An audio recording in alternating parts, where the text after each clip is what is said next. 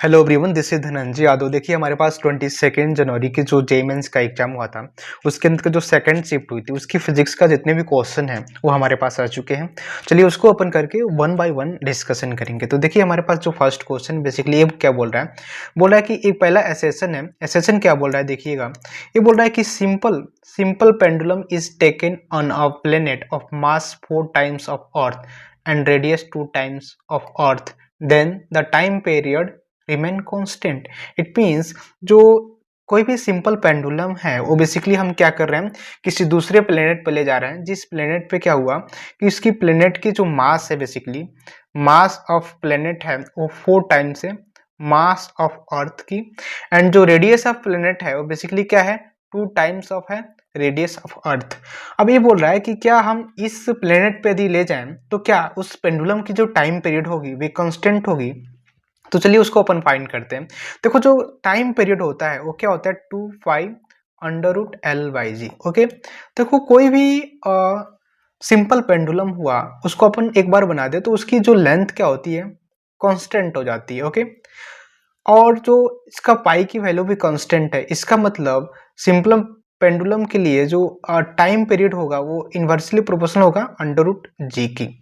अब देखो आप जानते हो g बराबर क्या होता है, g बराबर होता है कैपिटल G me/re का स्क्वायर, जहाँ me क्या है, मास ऑफ अर्थ, re क्या है, basically radius of earth. Basically ये क्या है, हमने किस लिए डिफाइन किया, अर्थ पे g की वैल्यू। ओके, तो आप जानते हो जो क्या है बेसिकली जो g होता है, g एक तो कांस्टेंट है, तो आप क्या लिख सकते हो, g डायरेक्टली प्रोपोर्शनल होगा मास ऑफ अर्थ अपन रेडियस का स्क्वायर के। It means okay. अब देखो हमें क्या करना है, हमारी अप्रोच क्या है कि यदि हमें इस प्लेनेट पे जो टाइम पीरियड को फाइंड करना है तो सबसे पहले हमें क्या करना पड़ेगा, इस प्लेनेट पे g की वैल्यू को फाइंड करना पड़ेगा। तो चलिए अपन करते हैं। देखो क्या होता है कि जी पी मतलब क्या, जी की वैल्यू प्लेनेट पे और G of earth is equal to क्या हो जाएगा, मास ऑफ प्लेनेट अपन mass of earth into radius of earth का स्क्वायर हो जाएगा अपन रेडियस ऑफ प्लेनेट का स्क्वायर हो जाएगा। क्या आप इतना समझते हैं? ओके, प्लेनेट पे तो अपन जी की वैल्यू फाइंड करनी है और अर्थ पे क्या होती है, ये तो इसका वैल्यू जी ही होता है। मास ऑफ प्लेनेट क्या है भाई साहब, आप देख रहे हो 4me है। ओके, मास ऑफ अर्थ क्या होता, m ही होगा इनटू आर, तो आर ही रखो, और रेडियस क्या है, बेसिकली प्लेनेट की रेडियस क्या है, 2re, तो आप लिख दो 2re का स्क्वायर। ओके, आप देखोगे कि यदि आप इसको सॉल्व करोगे तो यहाँ पे क्या आ जाएगा, 4re स्क्वायर। अब देखो 4 से 4 कैंसिल हो जाएगा और आर स्क्वायर से आर स्क्वायर भी कैंसिल होगा, m से m भी कैंसिल होगा। इसका मतलब आप देख रहे हो कि Gp बराबर क्या आ जाएगा, Ge बराबर G। इट मीन्स ये बात सही है कि आप यदि इस प्लेनेट पे इस पेंडुलम को ले जाओगे तो इसकी टाइम पीरियड कांस्टेंट होगी। क्यों? क्योंकि एल तो कांस्टेंट ही है। ओके, और जी बदल ही नहीं रहा है और पाई पहले जमाने से ही कांस्टेंट है भाई साहब। तो time period of this pendulum will be constant on both planet और अर्थ। ओके ओके, देखो क्या बोल रहा है, रीजन क्या दे रहा है भाई साहब, रीजन देखो, time period of simple pendulum is constant on earth and any other planet. भाई साहब ये तो गलत है भाई साहब, एनी अदर प्लेनेट मान चलो इसकी मास तो यहाँ पे तो 4 टाइम्स थी, रेडियस 2 टाइम्स थी, तो कट गया बराबर आ गया। लेकिन क्या ये बात सही है कि किसी भी प्लेनेट पे time period of pendulum will be constant? No no, reason will be wrong. Okay, assertion is correct but reason is false. देखो एसेशन इज करेक्ट, ऑप्शन क्या है भाई साहब, कौन सा ऑप्शन सही है, assertion, assertion is correct but reason is false. Option कौन सा सही होगा, assertion is correct and reason is false. Option 1 is correct answer. Okay okay okay guys, चलिए हमारे पास नेक्स्ट क्वेश्चन अपन देखते हैं। देखो नेक्स्ट क्वेश्चन क्या बोल रहा है, ध्यान से पढ़ना। ये बोल रहा है कि a thin biconvex lens is divided into 4 equal part as shown in diagram. The original power is 4 diopter, then after the dividing power of each pieces is क्या होता है, मतलब क्या होता है, देखो इक्वी कन्वेक्स लेंस है वो बाई कन्वेक्स लेंस। ओके, इसको क्या कर रहे हैं, मतलब फिगर के अनुसार इसको डिवाइड कर दिया। तो डिवाइड करने के बाद एंड जो पहली जो लेंस है बेसिकली इक्विकन्वेक्स लेंस, ये जो लेंस है इसकी पावर क्या है 4 डायोप्टर है। तो हमने क्या किया कि ऐसे डिवाइड किया कि 4 पीसेस हमारे पास बनी एंड ईच पीसेस की हमें क्या करनी है, फाइंड करनी है अपन को डायोप्टर मतलब पावर फाइंड करनी है। तो आप जानते हो, देखो मैं बता रहा हूँ कि एक हमारे पास क्या होती है कि ये लेंस है यदि इक्विकन्वेक्स लेंस, ओके, इसको आप दो तरह से क्या कर सकते हो, डिवाइड कर सकते हो। ध्यान से देखना, इसको क्या कर सकते हो, दो तरह से डिवाइड कर सकते हो। या तो आप एक ऐसे डिवाइड कर दो, ठीक है, ऐसे डिवाइड कर दो, और एक तो ऐसे डिवाइड कर सकते हो।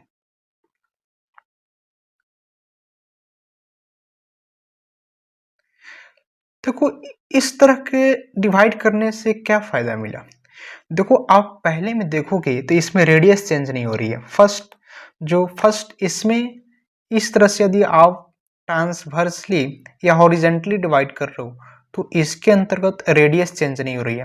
इट मीन्स यदि रेडियस चेंज नहीं हो रहा तो इसकी जो ईच का जो फोकस होगा वो पहले के फोकस के बराबर ही होगा। मान लो हम क्या करते हैं कि इसकी जो फोकस है वो इसको अपन क्या मान लेते हैं एफ।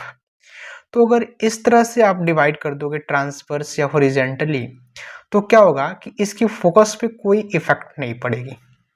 इट मीन्स क्यों नहीं पड़ेगी, क्योंकि आप देखो रेडियस पे इफेक्ट नहीं पड़ रही। लाइट भाई साहब रेडियस पे इफेक्ट क्यों नहीं पड़ रही है, लाइट भाई साहब ऐसे आएगी, कैसे आएगी यार, लाइट तो ऐसे आएगी ना इस पे, तो इसकी रेडियस पे कोई इफेक्ट नहीं पड़ रही है। ओके, तो जब रेडियस पे इफेक्ट नहीं पड़ रही है इसका मतलब क्या हुआ कि इसके फोकस चेंज नहीं होगा। इट मीन्स इसकी इसकी जो प्रत्येक इस स्पेसिस की फोकस क्या होगी, इस तरह से अपन डिवाइड करें तो एफ ही होगी। तो पावर क्या होगा भाई साहब, वो पहले के पावर के बराबर ही होगा ना। मान लो पहला पावर यदि P है, इट मीन्स 4 डायोप्टर तो गिवन है। लेकिन यदि आप वर्टिकली इसको डिवाइड करते हो तो इसकी जो क्या होती है कि फोकस क्या होगी, रेडियस चेंज हो गया ना, क्योंकि ये प्लेन बन गया तो रेडियस चेंज हो गया, तो इसकी फोकस क्या होती है 2 टाइम्स हो जाती है पहले फोकस की। इट मीन्स इस पीसेस की फोकस क्या होगी 2 टाइम्स हो जाएगी। तो पावर इसका क्या हो जाएगा P डैश बराबर P/2, पावर इसका मतलब हाफ हो जाएगा। तो आप देखो ना इसके अंतर्गत देखो कैसे डिवाइड किया है।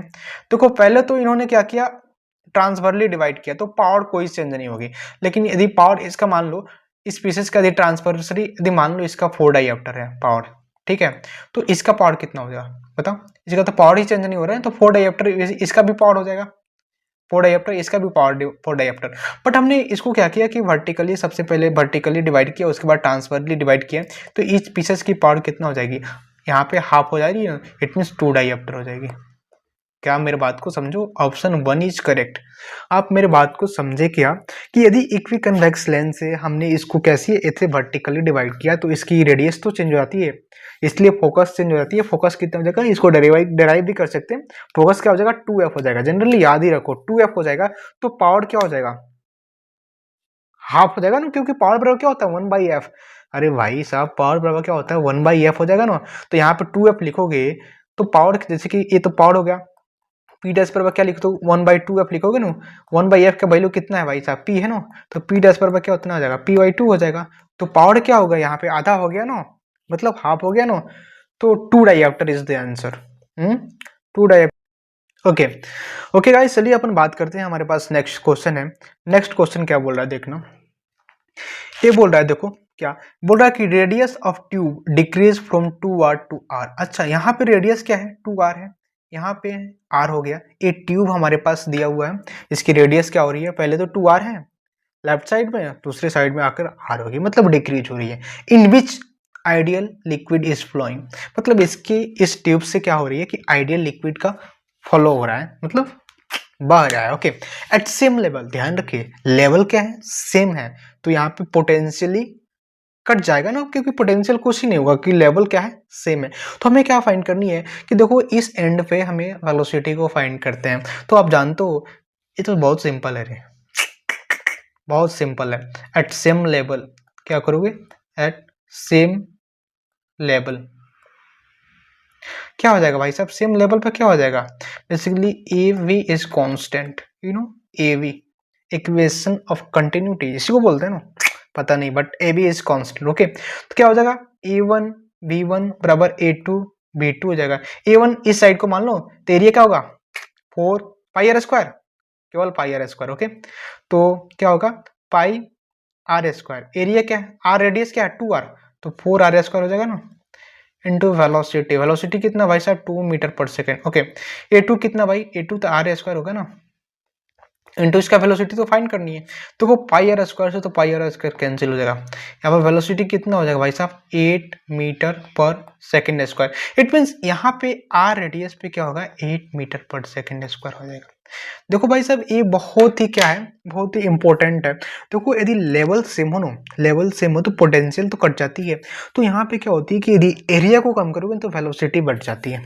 कोई बात है, यदि एक पाइप में पानी बह रहा है तो उसको अपन क्या करेंगे, उस पर प्रेशर लगाते हैं ना, ऐसे उसके एरिया को कम करते हैं तो वेलोसिटी बढ़ जाती है। तो इक्वेशन ऑफ ए कंटिन्यूटी ही बोलते हैं इसको शायद। ओके, तो ये बोलते हैं ए इज कांस्टेंट। ओके, तो क्या होता है कि एरिया यदि बढ़ा दोगे तो वेलोसिटी कम हो जाएगा, वेलोसिटी यदि बढ़ा दोगे तो एरिया कम करना पड़ेगा तभी बढ़ेगी। ओके, एक दूसरे से रिवर्स है। ओके, देखिए हमारे पास नेक्स्ट क्वेश्चन है, चलो अपन बात करते हैं। हमारे पास नेक्स्ट क्वेश्चन क्या है, देखो हमारे पास यहाँ पे क्या करनी है, find B net at point P. It means ये पॉइंट पी है, इस पॉइंट पी पे क्या करना है अपन को, पूरी क्या करते हैं मैग्नेटिक फील्ड को फाइंड करनी है। बट कंडीशन है कि ए वायर में 8 एम्पियर करंट फ्लो हो रही है और दूसरे वायर में 4 एम्पियर करंट फ्लो हो रही है, बट एक दूसरे के अपोजिट डायरेक्शंस में है और इन वायर के बिटवीन में क्या है डिस्टेंस 6 मीटर है। तो यदि हम इसको आसानी से सॉल्व करने के लिए अपन क्या करते हैं कि मान लो एक क्या है वायर है, क्या है 1 है और ये वायर है 2 है। तो देखो यदि मैं बात करूं कि इस पॉइंट P पे वायर 1 के कारण जो मैग्नेटिक फील्ड की डायरेक्शंस क्या होगी, इसको अपन राइट हैंड थंब रूल से करेंगे। देखो जो हमारा थंब है ना उसको क्या करेंगे कि करंट के डायरेक्शन में करते हैं, ठीक है, करंट के डायरेक्शन में मैग्नेटिक फील्ड को डायरेक्शन को फाइंड करने के लिए अपन क्या करते हैं, जो हमारे पास जो थंब है इस थंब को क्या करेंगे करंट की डायरेक्शन में करेंगे और जो हमारा ये पंजा है वो क्या करेंगे जिस पॉइंट पे अपन को फाइंड करनी है उस पॉइंट की ओर करेंगे। मान चलो हमने एक ही हमारा थंब है और इस पंजा है, इस पंजे को अपन के पीक की ओर करें तो इसकी परपेंडिकुलर होता है ना, जो परपेंडिकुलर ऐसे जो परपेंडिकुलर ये क्या बताएगा मैग्नेटिक फील्ड के डायरेक्शंस को बताएगा। तो मान लो हमारे पास ये थंब इधर होगा तो हमारे पास पंजा ए हुआ, पंजा इसके परपेंडिकुलर मतलब ऐसे क्रॉस मतलब toward down the plane, it means minus K cap. यदि माने इसको एक्स वाई जेड प्लेन में रखा हुआ है तो B1 के कारण जो मैग्नेटिक फील्ड आएगी वो माइनस के कैप में आएगी। इट मीन्स जो B1 को अपन क्या लिख सकते हैं, इसको बोलते हैं क्रॉस, इट मीन्स क्या down the plane. It means यदि इस प्लेन को अपन एक्स वाई जेड प्लेन माने तो इसके डाउन द प्लेन क्या होगी भाई साहब माइनस के कैप होगी। ओके, बट आप देखो ये 4 एम्पियर के जो वायर है ये 8 एम्पियर की डाउनवर्ड मतलब अपोजिट डायरेक्शन में करंट को फ्लो हो रही है। तो आप करोगे कैसे, इसको क्या करेंगे करंट की डायरेक्शन ऐसी होगी ना भाई साहब, ऐसे ऐसे इसको थंब डाउन दी और इसके परपेंडिकुलर मतलब प्लस के कैप में इसके B2 के कारण जो मैग्नेटिक फील्ड आएगी वो क्या होगी प्लस के कैप, जिसको अपन डॉट बोलते हैं, डॉट में आएगी। तो देखो ये इनफाइनाइट वायर है और इनफाइनाइट वायर के कारण किसी पॉइंट पे जो मैग्नेटिक फील्ड होती है वो क्या होती है mu naught I upon 2 pi R. R basically distance होता है हमारे पास जो वायर से पॉइंट के बिटवीन में। तो यदि अपन को B1 को फाइंड करना हो तो क्या करेगा म्यू नॉट आई, B1 के लिए 8 एम्पियर होगा ना, 8 अपन 2 पाई आर। आर क्या है भाई साहब, आर देखो ये तो 6 सेंटीमीटर हुआ ना, ये तो इसके लिए यहाँ से डिस्टेंस हुआ ना 6 सेंटीमीटर प्लस 4 सेंटीमीटर यानी 10 सेंटीमीटर इंटू 10 सेंटीमीटर को क्या करेंगे अपन मीटर के अंदर कन्वर्ट करेंगे तो 10 का पावर -2 से मल्टीप्लाई करोगे। इट मीन्स आप इसको सॉल्व करोगे तो B1 बराबर क्या हो जाएगा भाई साहब म्यू नॉट क्या होगा 8 म्यू नॉट अपन क्या हो जाएगा 20 पाई इंटू 10 के पावर -2। इसको क्या लिख सकते हो भाई साहब देखो और सॉल्व करो 8 म्यू नॉट इंटू 100 क्योंकि 10 के पावर -2 पर जाएगा तो प्लस में जाएगा और 25 लिख सकते हो। इसको 20 से घटा दो 5 टाइम्स में तो इसको क्या लिख सकते हो 8 mu naught into 5 pi, it means क्या आ जाएगा 40 mu naught upon pi. But इसकी डायरेक्शंस बहुत ज़्यादा इंपॉर्टेंट है, डाउनवर्ड द प्लेन होगी। तो आपने क्या लिखा कि B1 के कारण जो मैग्नेटिक फील्ड है उसको तो आप फाइंड कर सकते हो। ओके, चलो अपन क्या करते हैं, B2 के कारण जो मैग्नेटिक फील्ड होती है उसको अपन फाइंड करते हैं। तो B2 क्या होगा, B2 बराबर क्या हो जाएगा भाई साहब, देखो म्यू नॉट, इसकी आई कितना है 4 ampere upon 2 pi R, R कितना है 4 सेंटीमीटर, 4 सेंटीमीटर को मीटर में कन्वर्ट कर दो तो -2 हो जाएगा। अब देखो यार ये 4 से तो 4 ऐसे ही कैंसिल हो जाएगा, अब इसको भेजोगे ऊपर तो +100 हो जाएगा, इट मीन्स म्यू नॉट 100 आएगा। क्या रे 100 अपन क्या होगा 2 पाई। ओके, 2 से कटाओगे तो 50 टाइम्स में कट जाएगा, इट मीन्स आपको देखो 50 mu naught upon pi, it means एक डॉट आया। ओके ओके, तो आप बी नेट क्या लिखोगे, बी नेट बराबर क्या लिख सकते हो आप, देखो बी नेट बराबर क्या लिख सकते हो आप, 50 mu naught upon pi minus 40 mu naught upon pi, इसको क्या लिख सकते हो भाई साहब 10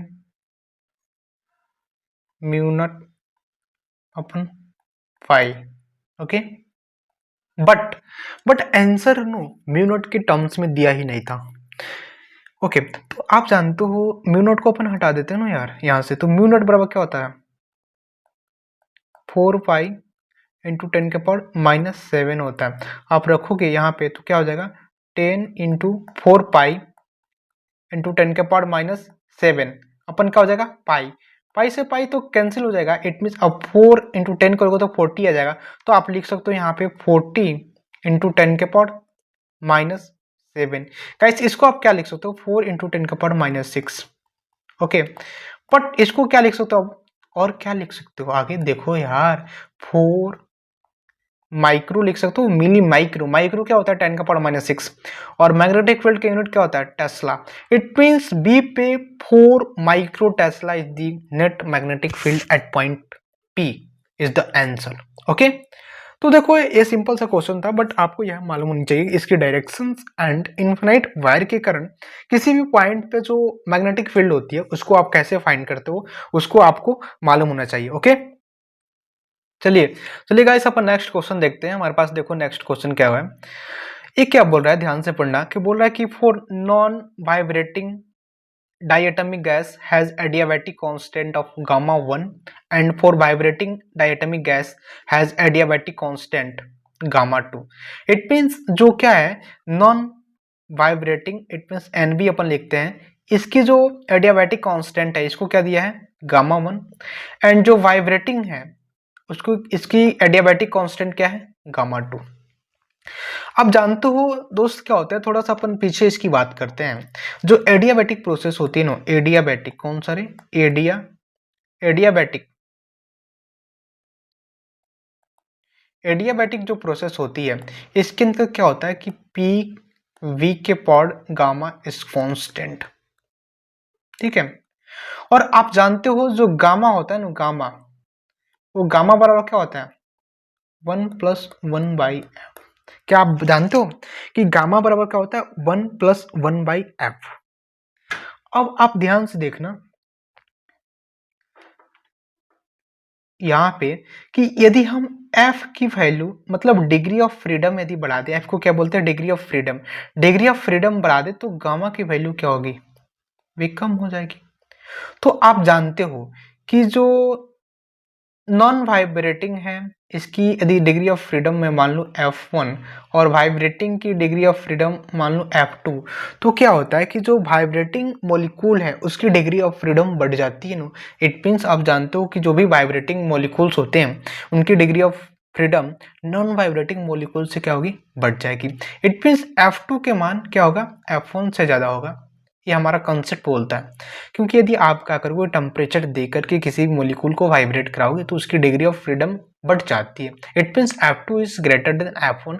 what is F2? F2 is basically it is adiabatic degree of freedom of vibrating molecules, but F1 क्या है degree of freedom of non vibrating molecules, it means F2 is greater than F1। Okay, क्योंकि आप temperature बढ़ाओगे किसी भी molecules की तो वो vibrate करेगा, and due to vibration degree of freedom will be increase. Okay, तो F2 क्या है, ज़्यादा है F1 से। अब हम यहाँ पे पढ़े क्या कि F और लैम्डा में क्या इन्वर्सली है, एक बढ़ेगा तो एक कम होगा। इट मीन्स लैम्डा 1 क्या हो जाएगा, यहाँ पे ज़्यादा होगा लैम्डा 2 से। कंसेप्ट आपको आनी चाहिए, क्वेश्चन तो अपने आप बन जाएगा। Lambda 1 is greater than lambda 2, option 1 is correct. कह रहे 1 इज करेक्ट आंसर। ओके, चलो एक क्वेश्चन यदि समझ में आ गया आपको तो चलिए अपन बात करते हैं नेक्स्ट क्वेश्चन। हमारे पास नेक्स्ट क्वेश्चन क्या है, ध्यान से देखना। देखो ये भी जेई मेंस की क्वेश्चन है, सेकंड शिफ्ट की, ऐसा बताया जा रहा है। ओके, कह रहा है कि देखो the displacement of particle moving under the action of force इतना इतना इतना, कितना कितना कितना रे, एक फोर्स हमारे पास कितना है भाई साहब, देखो F factor is equal to क्या गिवन है, 2 I cap plus B J cap plus K cap, हमारे पास ये फोर्स गिवन है। ओके, आगे बोल रहा है कि डी वेक्टर क्या है, आई कैप प्लस जे कैप प्लस के कैप, इसको भी लिख सकते हैं, लिख ही लो। डी वेक्टर क्या है, तो क्या है आई कैप प्लस जे cap plus K cap given. Okay, देखो इसके आगे क्या बोल रहा है भाई साहब, बोला कि find the value of B. अच्छा, बी की वैल्यू फाइंड करनी है, यहाँ पे बी है, देखो work done by the force is 0 है। जो वर्क डन फोर्स है, मतलब फोर्स के द्वारा जो वर्क डन है वे 0 है, तो हमें बी की वैल्यू को फाइंड करनी है। कौन सी बड़ी बात है भाई साहब, जो work done is a scalar quantity, so work done is equal to क्या होता है, एफ डॉट वी। ओके, मतलब फोर्स और डिस्प्लेसमेंट की यदि डॉट प्रोडक्ट करें तो हमें क्या मिलेगा, वर्क डन मिलेगा। कह रहे यदि फोर्स की, यदि फोर्स और डिस्प्लेसमेंट की अपन क्या करें, क्या करोगे भाई सब डॉट प्रोडक्ट करोगे तो हमें क्या मिलेगा, वर्क डन मिलेगा। अब डॉट प्रोडक्ट का एक सिंपल सा मीनिंग क्या होता है कि आप क्या करो कि सेम में सेम से मल्टीप्लाई करो। इट मींस आई कैप का जो कोफिशिएंट है उसको आई कैप के कोफिशिएंट से मल्टीप्लाई करो, जे कैप की कोफिशिएंट है उसको जे कैप की कोफिशिएंट से मल्टीप्लाई करो, इसी तरह के कैप की कोफिशिएंट है उसको के कैप की कोफिशिएंट से मल्टीप्लाई करो। ओके, तो एक्चुअल में क्या होता है कि डॉट प्रोडक्ट में क्या होगा कि आप सेम में सेम से मल्टीप्लाई कर सकते हो। ओके, तो आप देखो क्या है, देखो इसमें क्या होता है, वर्क डन पर क्या होता है आप जानते हो, एफ डॉट डी। तो आप देखो सबसे पहले आई का कोफिशिएंट क्या है, यहाँ पे 2, यहाँ पे आई का कोफिशिएंट कुछ नहीं है तो 1 करोगे। ओके, यहाँ पे 1 है तो आप मल्टीप्लाई करोगे क्या, 2 इंटू 1। ओके, प्लस यहाँ पे जे के कोफिशिएंट क्या है, बी, यहाँ पे जे का कोफिशिएंट क्या है, कुछ नहीं है तो आप लिखोगे बी इंटू 1, कुछ नहीं है तो 1 है। ओके, प्लस यहाँ पे के का कोफिशिएंट क्या है, 1 इंटू यहाँ पर के का कोफिशिएंट क्या है, 1। ओके, तो बट क्वेश्चन बोल रहा है कि वर्क डन क्या है, 0 है, तो भाई साहब यहाँ पर लिखो 2 plus B plus 1। It means 0 बराबर 3 प्लस बी। इट मीन्स क्या होगा, बी वर्ग का मान क्या उतना हो जाएगा भाई, -3, -3। ऑप्शन क्या है, option third is correct answer. तो यहाँ पे क्या होता है कि डॉट प्रोडक्ट में क्या होता है कि सेम से सेम मल्टीप्लाई करो, वेरी क्वेश्चन। ओके, देख भाई चलो अपन आगे अपन बात करते हैं, हमारे पास नेक्स्ट क्वेश्चन है।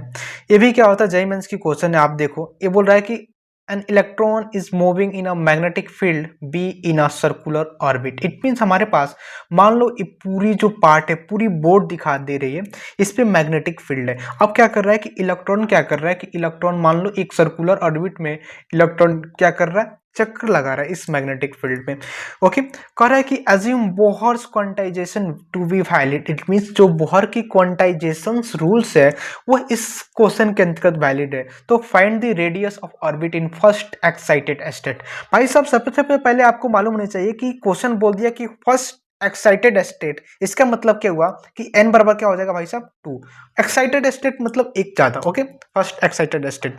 बट यहाँ पे क्वेश्चन क्या बोल रहा है कि ये मैग्नेटिक फील्ड है, मैग्नेटिक फील्ड के अंतर्गत क्या है, आप जानते हो क्या होता है कि किसी भी मैग्नेटिक फील्ड के अंतर्गत आप किसी भी चार्ज पार्टिकल को ले जाओगे ना तो वहां पे एक टॉर्क लगती है, तो जिसके कारण वे एक सर्कुलर मोशन प्रोवाइड करती है। जो इलेक्ट्रिक फील्ड में यदि चार्ज को ले जाओगे तो एक स्ट्रेट लाइन फोर्स लगती है, बट यहाँ पे एक क्या होता है, मैग्नेटिक फील्ड एक टॉर्क लगाता है जिसके कारण क्या होता है कि ये सर्कुलर मोशन करेगा। आप इतना तो समझ गए।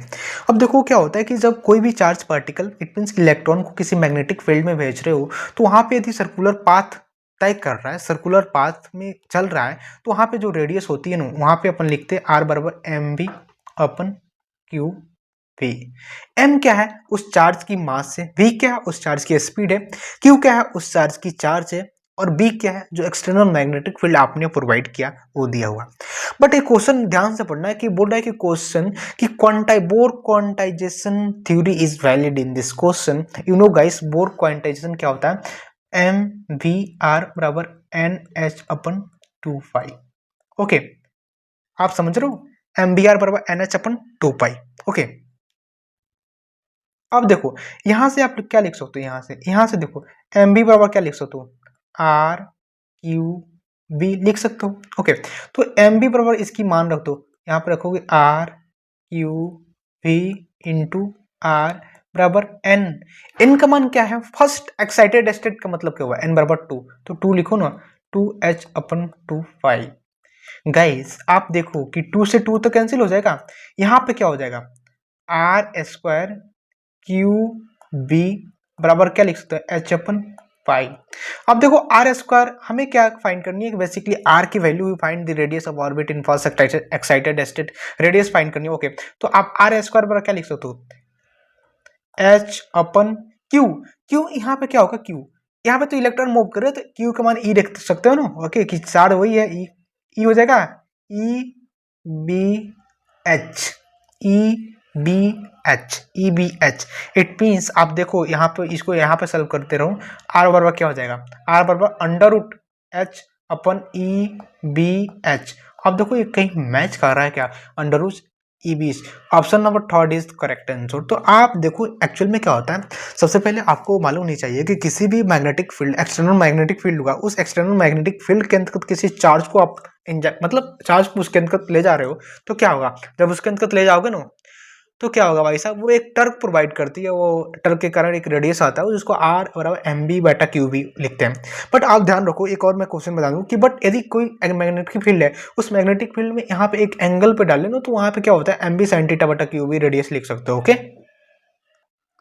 तो चलो हमारे पास जो नेक्स्ट क्वेश्चन है, नेक्स्ट क्वेश्चन को अपन सॉल्व करते हैं। देखिए हमारे पास जो नेक्स्ट क्वेश्चन है, वो नेक्स्ट क्वेश्चन क्या है, ये क्या बोल रहा है, ध्यान से पढ़ना। ओके, बोल रहा है कि अ फोर्स एफ बराबर 2i cap plus J cap plus 2k cap acting at a point 1 1 1। It means हमारे पास एक फोर्स है, वो किसी पॉइंट पे एक्ट कर रहा है जिसकी कोऑर्डिनेट क्या है, 1 1 1। ओके, तो find torque of this force about the origin. It means क्या हुआ कि देखो हमारे पास एक पॉइंट है जिसकी कोऑर्डिनेट क्या है, 1 1 1। इट मीन्स हमारे पास इसकी यदि ओरिजिन से इसकी जो वेक्टर को फाइंड करें, तो इसकी जो वेक्टर क्या होगी, यदि मैं मान लूँ डी वेक्टर और क्या होगा, आई के कैप प्लस जे cap plus K cap. Okay, अब हमें हमारे पास फोर्स दिया है एफ बराबर क्या है, 2i कैप प्लस जे cap plus K cap. Okay, हमें क्या करना है, टॉर्क को फाइंड करना है। तो टॉर्क बराबर क्या होता है, आर क्रॉस एफ। टॉर्क बराबर क्या होता है, आर क्रॉस एफ। ओके, तो हमें टॉर्क को फाइंड करने के लिए आप क्या लिख सकते हो, देखो टॉर्क को क्रॉस प्रोडक्ट भी आप सीखते हैं। देखिए इसके अंतर्गत क्रॉस प्रोडक्ट को आपको सिखाता हूं। देखो सबसे पहले टॉर्क की फॉर्मूला क्या है, आर क्रॉस एफ। तो हमें क्या लिखना है, सबसे पहले आर की वैल्यू लिखनी है, सबसे उसके बाद एफ की वैल्यू लिखनी है। तो क्रॉस प्रोडक्ट लिखने के लिए अपन क्या करेंगे, सबसे पहले ध्यान से देखना, यहाँ पे हम आई कैप लिख दिए, वहां पे जे कैप लिख दिए, यहाँ पे क्या लिख दिया अपन, के कैप। ओके, आप ऐसे लिख दो। उसके बाद सबसे पहले आर, देखो फॉर्मूला क्या है, आर क्रॉस एफ। तो पहले आर आ रहा है, इसलिए आर की वैल्यू सबसे पहले लिखोगे। आर की वैल्यू क्या है, आई cap plus J cap plus K cap, are मतलब डी। ओके, तो इसकी कोफिशिएंट लिखते हैं। तो आई यहाँ है, तो आई के कोफिशिएंट यहाँ पे क्या है, इसके आगे 1 है, ठीक है। यहाँ पे जे के आगे 1 है, 1 है, हमने आर लिख दिया। उसके बाद हमने क्या लिखूंगे, एफ लिखूंगा। एफ क्या, एफ की कोफिशिएंट लिखेंगे, तो आई के आगे क्या है, एफ में 2 है, तो 2 लिखो। यहाँ पे जे के आगे क्या है, 1 है, मतलब आगे मतलब कोफिशिएंट। ओके, यहाँ पे 1 हो जाएगा, यहाँ पे भी 1 हो जाएगा, ठीक है। अब हम क्या करेंगे, एफ की टॉर्क की वैल्यू निकालेंगे। ओके, तो सबसे पहले हम क्या लिखते हैं, ध्यान से रखो, सबसे पहले यहाँ पे लिखते हैं आई कैप। आई कैप यहाँ पे कोष्ट बंद कर दो। ओके, आई कैप को फाइंड करने के लिए जो आई कैप की जो वैल्यू है ना, बेसिकली भाई साहब ध्यान रखना कि आई कैप की वैल्यू है ना, ये वैल्यू इसको आप हाथ से ढक दो, और बचा ये 2 वैल्यू, इसके अंदर सबसे पहले क्या करेंगे, क्रॉस मल्टीप्लाई करेंगे। ओके, क्रॉस मल्टीप्लाई करोगे तो क्या आएगा, 1 में 1 से मल्टीप्लाई करोगे तो क्या आएगा, 1। -1 में 1 से मल्टीप्लाई करोगे तो क्या होगा 1, माइनस लगा देते हैं। ओके, अब देखो जे कैप लिखने के लिए यहाँ पर माइनस जे कैप लिखते हैं अपन, क्या लिखते हैं माइनस जे कैप, ठीक है। उसके बाद जे को ढाप दो, इसको मल्टीप्लाई करोगे तो 1 में 1 से मल्टीप्लाई करोगे तो 1 आएगा, 2 में 1 से करोगे तो -2 हो जाएगा। यहाँ पर माइनस लगाते हैं, 2 में 1 से करोगे तो 2 ही आएगा, बट यहाँ पर माइनस लिखते हैं। ओके, प्लस यहाँ पे लिखते हैं के कैप। अब के कैप वाला ढाक दो तो ये बचेगा शेष, इसमें क्रॉस मल्टीप्लाई करोगे तो क्या हो जाएगा 1 - 2, ठीक है। ये तो 0 हो जाएगा ना भाई साहब। ओके, ये क्या होगा 1 - 2 क्या होगा -1, -1 माइनस जे कैप है तो इसको क्या आ गया प्लस जे कैप आ जाएगा, ध्यान रखना।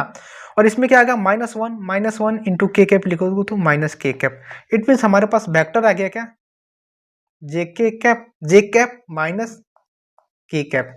ओके ओके, बट यहाँ पे देखो हमने कुछ एरर कर दिया। एरर क्या है ध्यान से देखो, एफ क्या है, एफ यहाँ पे एफ वेक्टर में यहाँ पे के कैप नहीं है, 2 के कैप है, इसलिए ऑप्शन नहीं मैच कर रहा है। ओके, तो चलो अपन एक बार दोबारा इसको सॉल्व करते हैं। यहाँ पे 2 के कैप लिख के ध्यान से रखना, ये क्या हो गया, इसको अपन इरेज करते हैं,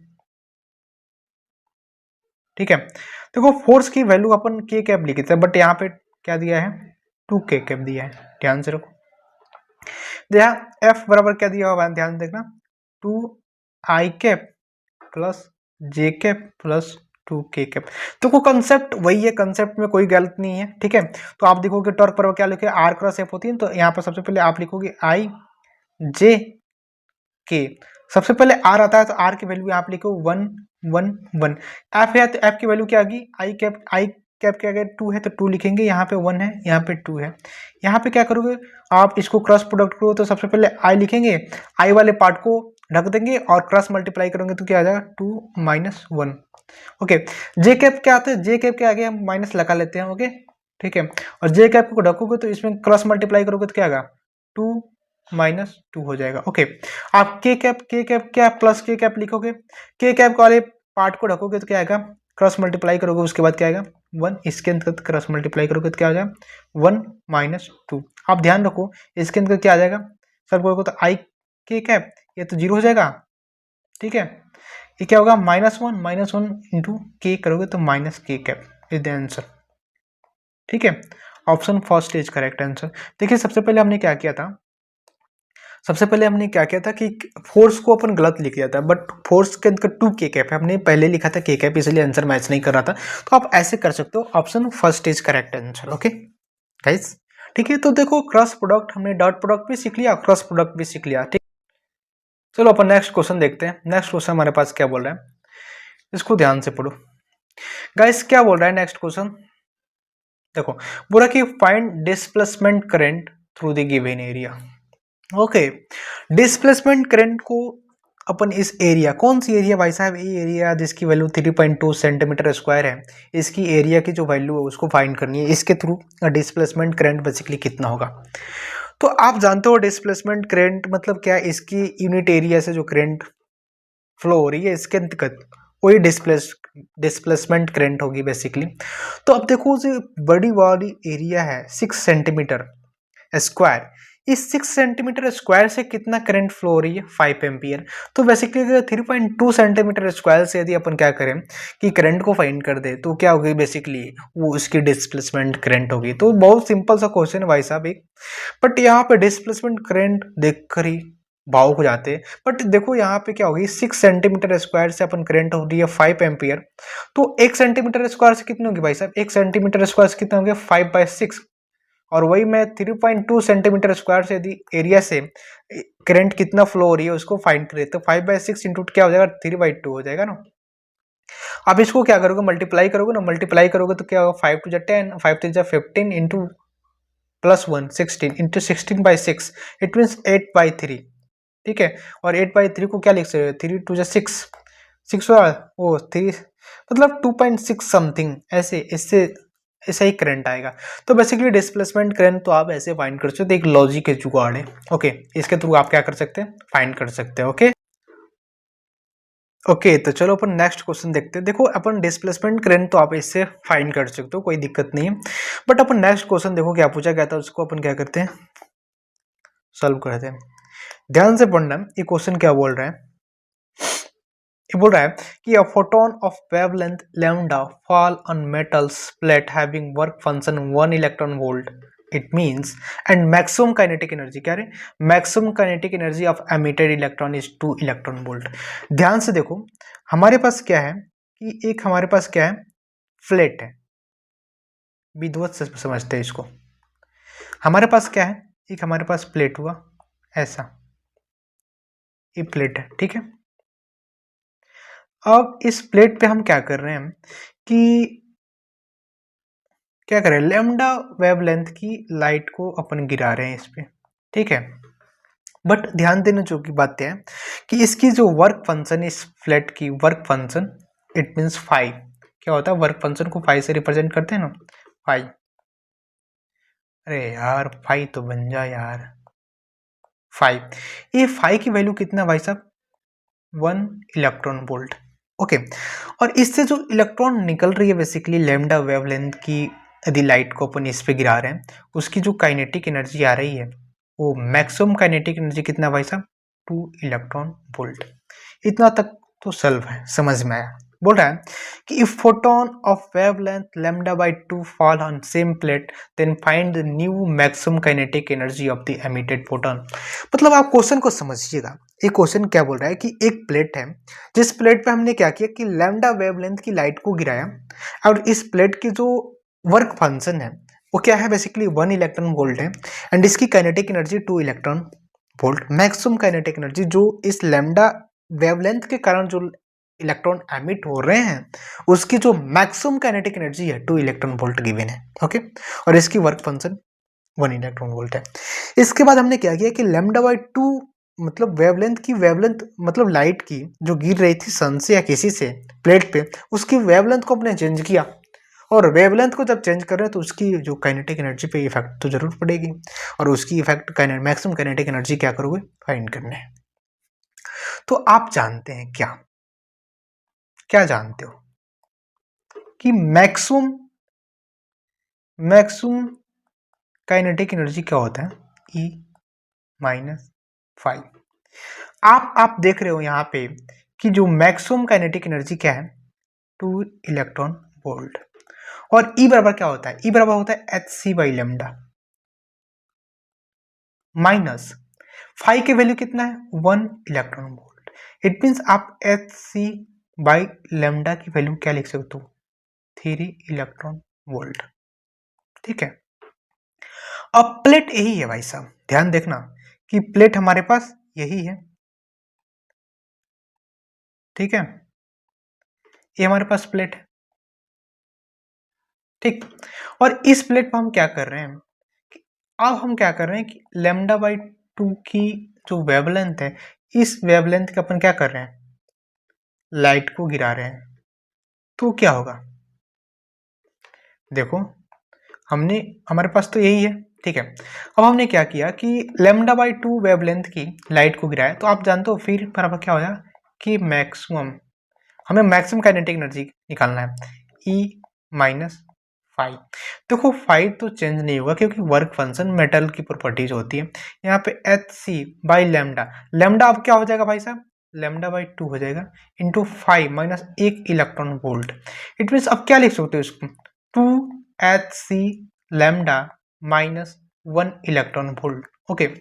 आप जानते हो कि Hc बाई लेमडा बराबर क्या होता है, यहाँ पे 3 इलेक्ट्रॉन वोल्ट फाइंड किया ना, तो यहाँ पे लिख दो 3 इलेक्ट्रॉन वोल्ट माइनस 1। आप इसको सॉल्व करोगे तो 3 into 2 minus 1 is equal to क्या हो जाएगा भाई साहब, 5 इलेक्ट्रॉन वोल्ट। इट मीन्स जो आपकी न्यू मैक्सिमम काइनेटिक एनर्जी आएगी वो क्या होगा, 5 इलेक्ट्रॉन वोल्ट, ठीक है। इट मीन्स जब लैम्डा से गिरा रहे थे, लैम्डा वेवलेंथ की लाइट इस प्लेट पे गिरा रहे थे, तो मैक्सिमम काइनेटिक एनर्जी कितना आई थी, 2 electron volt. But lambda by 2 करोगे मतलब वेवलेंथ कम करोगे तो काइनेटिक एनर्जी यहाँ पे कितना आ रही है, 5 इलेक्ट्रॉन वोल्ट, ओके। आपको मैं ऐसा करता हूँ कि इसको बहुत बढ़िया से आप समझे होंगे, ओके। ओके चलो अपन नेक्स्ट क्वेश्चन बात करेंगे। नेक्स्ट क्वेश्चन हमारे पास क्या है देखना, ध्यान से पढ़ो इस क्वेश्चन को, क्या बोल रहा है, ये बोल रहा है कि find current in the circuit at steady state given R बराबर 2 ओम। आर बराबर हमारे के पास क्या है 2 ओम। और स्टडी स्टेट मतलब क्या होता है कि करंट क्या हो कांस्टेंट हो जाए।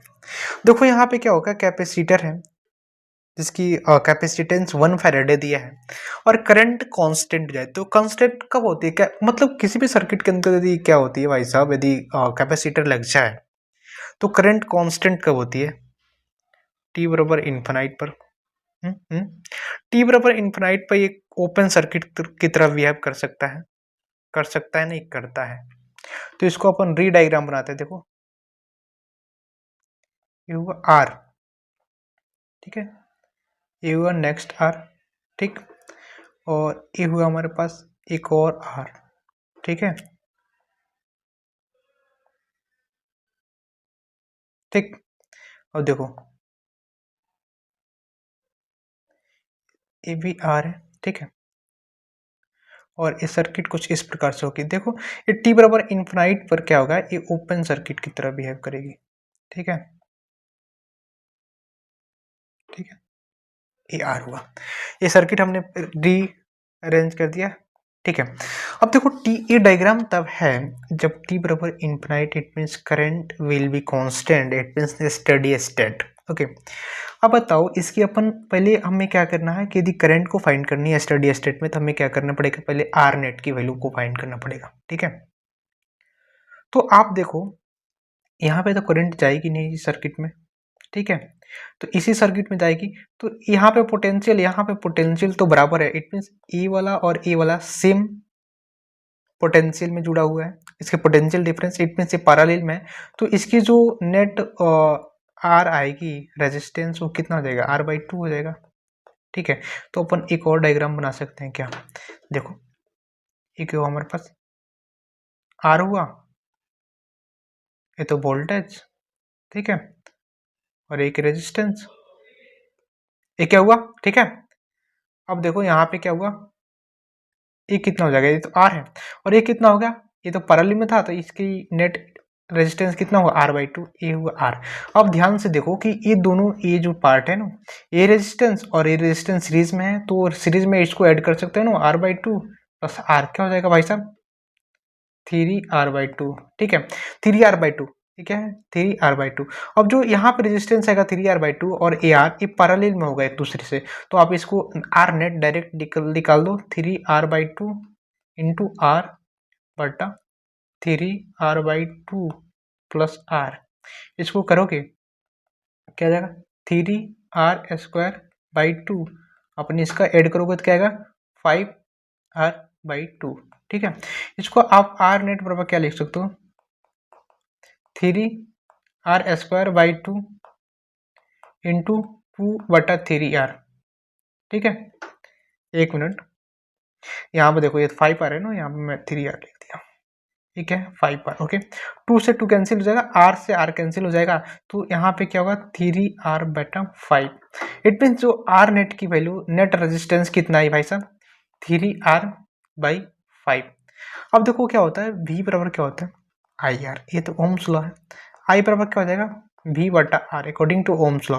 ओके, V कितना है 2 वोल्ट, अपन R नेट कितना है 3R/5,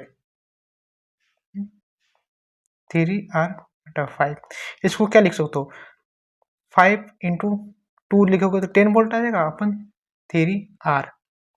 देखो R की वैल्यू क्वेश्चन में गिवन है 2 ओम, ओके, तो 3 इंटू 2 करोगे, 2 से 2 कैंसिल हो जाएगा ना, तो क्या लिख सकते हो 5/3, क्या लिख सकते हो 5/3। इट मीन्स जो आई आएगा वो क्या आ जाएगा 5/3 एम्पियर। आपको कहीं दिख रहा है क्या answer, 5/3 ampere, option number 2 is correct answer. चलो अपन बात करते हैं, हमारे पास नेक्स्ट क्वेश्चन है। नेक्स्ट क्वेश्चन ध्यान से पढ़िएगा, ये क्या बोल रहा है, ध्यान से देखो। ये बोला कि the point A is situated on the axis of the dipole at a distance r from the dipole with E naught and V naught the electrical field and electrical potential at A। It means ध्यान से देखो कि हमारे पास क्या है, एक electrical dipole है, ठीक है, क्या भाई साहब, एक इलेक्ट्रिकल डाइपोल है, ठीक है, हमारे पास मान लो एक इलेक्ट्रिकल डाइपोल है, ठीक, ये इलेक्ट्रिकल डाइपोल हुआ, ठीक है। अब इससे आर डिस्टेंस पे इससे क्या हुआ, ये मान लो एक इलेक्ट्रिकल डाइपोल है, ठीक है। और इससे इसके आर डिस्टेंस पे इसके एक्सिस पे एक पॉइंट है, क्या नाम दिया है इसकी, at point dipole at a distance R, a point है, ओके। ये पॉइंट है, इसकी डिस्टेंस क्या है, आर है। यहाँ पे जो इलेक्ट्रिक फील्ड और पोटेंशियल, इलेक्ट्रिक पोटेंशियल है वो ई नॉट वी नॉट है, गिवन है, ओके। तो यहाँ पे ई नॉट बराबर क्या होगा, एट पॉइंट ए, एट ए पे क्या होगा, ई नॉट बराबर क्या होता है, 2 kp अपन आर क्यू, ठीक है। और पोटेंशियल क्या होता है, वी नॉट अपन क्या होता है, kp अपन आर स्क्वायर, ठीक है। बट यही पॉइंट है हमारे पास, नेक्स्ट क्या बोला जा रहा है, ध्यान से देखना। ये बोला है कि find the electrical field and potential at the point B at distance 2r from the dipole on its perpendicular bisector in terms of E naught and V naught. It means ये perpendicular यदि bisector है, इसकी एक point है, मैंने मान लिया perpendicular bisector पे B, और इसकी distance क्या है, 2r है। तो at point B पे इलेक्ट्रिक फील्ड क्या होता है, kp अपन आर क्यू, ठीक है। बट यहाँ पे ध्यान देनी बात है कि V B, it means perpendicular bisector पे जो पोटेंशियल आती है वे क्या होती है, जीरो आती है। It means option first is correct. देखो ध्यान से, एक ही जीरो है पोटेंशियल की, बट इसको भी इलेक्ट्रिक फील्ड को फाइंड करते हैं। तो आप देखो कि पी अपन आर क्यू, आर की वैल्यू क्या है, 2r के क्यूब क्या होगा, 8r क्यूब हो जाएगा। इट मीन्स इसको आप देखो, हमारे पास क्या है कि 2kp अपन आर क्यूब की वैल्यू ई नॉट है, तो इसको टर्म्स में ऐसे बदल देना, 2kp अपन 8 इंटू 2r क्यूब, ऐसे लिख सकते हो, 2 से कैंसिल हो जाएगा। और क्या होगा, 2kp अपन आर क्यूब की वैल्यू आप जानते हो ई नॉट है, ई नॉट बाई 8 इंटू 2 16। तो ई नॉट बाई 16 इलेक्ट्रिक फील्ड, और परपेंडिकुलर बाई सेक्टर पे आप जानते हो भाई साहब पोटेंशियल तो जीरो होती है बेसिकली। तो ऑप्शन 1 इज करेक्ट। ऐसे ही इसको बिना सॉल्व किए भी कर सकते हो, क्योंकि आपको मालूम चाहिए कि परपेंडिकुलर बाइसेक्टर पर पोटेंशियल जीरो, और ऑप्शन में एक ही ऑप्शन है फर्स्ट जिसमें जीरो दिया है, तो ऐसे भी आप सॉल्व कर सकते हैं बिना कॉपी करें, बिना कॉपी पेन की। जेईई मेंस का क्वेश्चन। चलो आगे बात करते हैं अपन। हमारे पास देखो नेक्स्ट क्वेश्चन है, नेक्स्ट क्वेश्चन को आपको ध्यान से पढ़नी है और सॉल्व करती। देखो मैं ध्यान बार बार कह रहा हूँ, क्योंकि क्वेश्चन ध्यान से सॉल्व पढ़ने से तभी सॉल्व हो सकता है, ना तो सब क्वेश्चन टॉप ही होते हैं। बोल रहा है एसएसएन और रीजन की क्वेश्चन है, बोल रहा है कि इन वाईडीएससी, कौन सा YDSE, Young double slit experiment setup, red fringe are wider compare to blue fringe. अबे यार एक बार और क्वेश्चन फर्स्ट शिफ्ट में पूछा था, सिंपल सा क्वेश्चन, बीटा मतलब फ्रिंज, लैम्डा कैपिटल डी बटा स्मॉल डी। किसी भी सेटअप में डी और स्मॉल डी को अपन सेटअप कांस्टेंट ही कर देते हैं, तो beta is directly proportional to D. अब बताओ कि जो रेड कलर की जो वेवलेंथ होती है ब्लू कलर की वेवलेंथ से ज्यादा होती है ना, तो क्या बात है, जो बीटा हो गई वो रेड की ज्यादा होगी कि नहीं, ब्लू की, रेड की ज्यादा होगी कंपेयर टू ब्लू। ओके, कहते हैं YDSE setup red fringe are wider compare to blue, बिल्कुल सही बात। ओके, उसके बाद बोल रहा है, क्या बोल रहा है, ध्यान से देखो, बोल रहा है कि fringe width is directly proportional to lambda wavelength, बिल्कुल सही बात है। यदि आप एक सेटअप में बात करो तो fringe width is directly proportional to its lambda, तो करेक्ट है। तो assertion is true but reason is false, बिल्कुल गलत। Both A and R is true and but R is not correct explanation of A. हाँ, both A and R is true but R is correct explanation of A। Okay, option number 3 is correct. अब देख रहे हो कैसी कितनी सुंदर और हल्का क्वेश्चन पूछा जा रहा है। देखो शिफ्ट 1 के अंतर्गत भी पूछा गया था, इस पे बेस फ्रिंज वेट के बेस पे शिफ्ट 1 के अंतर्गत भी पूछा गया था, और 2 के अंतर्गत भी क्या है पूछा गया है। समझ में आया? चलो नेक्स्ट क्वेश्चन की ओर चलते हैं। देखो नेक्स्ट क्वेश्चन क्या बोल रहा है, कहाँ गया भाई, ओके, आ गया। नेक्स्ट क्वेश्चन क्या बोल रहा है, ध्यान से देखना कि find the correct dimensional formula of the capacitance in terms of M, L, T and C where the stand for unit of mass, length, time and charge. नई बात यह है कि इसने चार्ज को डायमेंशन को सी मान लिया। तो हमें कैपेसिटेंस की डायमेंशन को फाइंड करनी है। तो आप जानते हो क्या क्या जानते हो भाई साहब, बताओ। सी बराबर कैपेसिटेंस होता है सी बराबर क्यू बटा वी। सी बराबर क्या होता है, क्यू बटा वी। ओके, आप जानते हो कि जो एनर्जी होती है, एनर्जी बराबर क्या होती है, क्यू इंटू वी। तो वी बराबर क्या लिख सकते हो, यू, क्या लिखते हो, यू बटा क्यू। ओके, तो आप क्या लिख सकते हो यहाँ पे, क्यू स्क्वायर बटा यू। कैपेसिटेंस बराबर क्यू स्क्वायर बटा एनर्जी। बट ध्यान देना योग्य बात यह है कि यहाँ पे जो चार्ज की है, चार्ज की डायमेंशन को इन्होंने सी ही मान लिया, तो इसको सी स्क्वायर लिख दो, C2। एनर्जी की डायमेंशन क्या होगी, एनर्जी की डायमेंशन क्या होगी भाई साहब, M1 L2 T-2। तो आप क्या लिख सकते हो, सी की dimension formula M-1 L-2 T+2 C2। अब ऐसे आंसर कहीं आ रहा है M-1 L-1 T+2 C2। अभी ऑप्शन 4 तो मिल रहा है भाई साहब, option 4 is correct answer. Okay okay, इतना तो समझ में आ गया भाई साहब। चलो अपन नेक्स्ट क्वेश्चन देखते हैं। नेक्स्ट क्वेश्चन क्या बोल रहा है भाई साहब, ध्यान से देखना, बहुत बढ़िया क्वेश्चन है। एलसीआर सर्किट, एलसीआर मतलब एल भी, सी भी और आर भी, तीनों प्रॉपर्टी एक्सटेंड। एलसीआर क्या बोल रहा है कि in series LCR circuit the maximum amplitude of current is I not. कोई बात नहीं, हम बचपन से मैक्सिमम एम्पलीट्यूड को आई नॉट ही बोलते आ रहे हैं, कोई नया नहीं लिखा। When the resistance is R, okay, what is the maximum amplitude of current if the resistor is replaced by a resistor of resistance R by 2। मान चलो भाइयों क्या है, ध्यान से देखना, ये हमारे पास एल है, ये है आर है, और ये हमारे पास सी है, और इसको हमने क्या किया, जोड़ दिया। अब देखो यहां पे कहता है कि maximum amplitude of current is what. But आप जानते हो कि इन एलसीआर सर्किट आई बराबर क्या होता है, वी वाई जेड। ओके, लेकिन यहां पे क्वेश्चन क्या बोल रहा है कि maximum amplitude of current, it means I maximum कब होता है भाई साहब एलसीआर सर्किट में, जब जेड क्या है, मिनिमम है। और जेड मिनिमम कितना हो सकता है एलसीआर में, R. It means I naught बराबर बी बटा आर। एक क्वेश्चन में गिवन है। कैसे गिवन है, हमने इस क्वेश्चन की लैंग्वेज से हमने निकाला कि जो मैक्सिमम एम्पलीट्यूड ऑफ करंट तब होगी जब रेजिस्टेंस सबसे कम हो, it means R. It means LCR circuit के अंदर रेजिस्टेंस कम कब हो सकता है, आर के बराबर ही होगा।